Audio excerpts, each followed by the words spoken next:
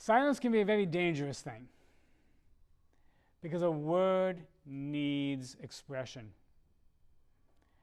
Language is nothing but empty air if there's not a voice to speak it.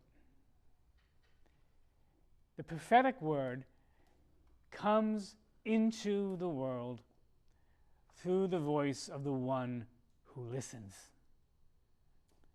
Such a profound statement that we hear right at the very beginning of our first reading today from Haggai. The word of the Lord came through the prophet Haggai. The word came through him. In a world surrounded by such din and such noise and such a cacophony of everybody speaking their own mind, it is not the time to rebuild God's house.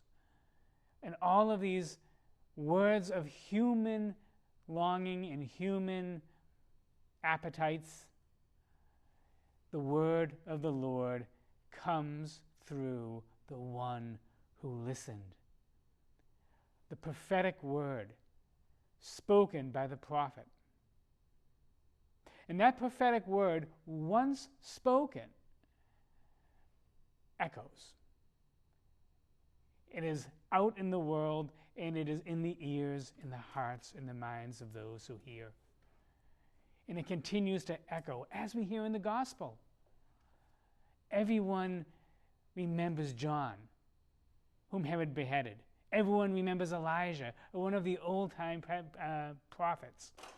Jesus is identified with these figures who spoke the word with fidelity and courage, who heard God speak to them in their hearts and shaped that word of God into human language in order to send it into the world, to convict us, to encourage us, to draw us back to God.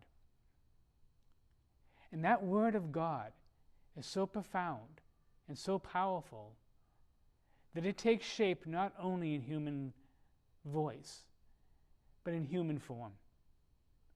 Jesus, the Word made flesh, who continues to become a human being in this world in the person of his prophets, his saints, his martyrs, like Cosmas and Damian, whose eloquence was not so much in their language, but in the life they lived in dedication to the Lord. You and I are called to be that prophetic voice today. We are called to stand firm and to give voice and expression and profound witness to the Word of God, its truth and its resilience in a world surrounded with the din of all sorts of human language.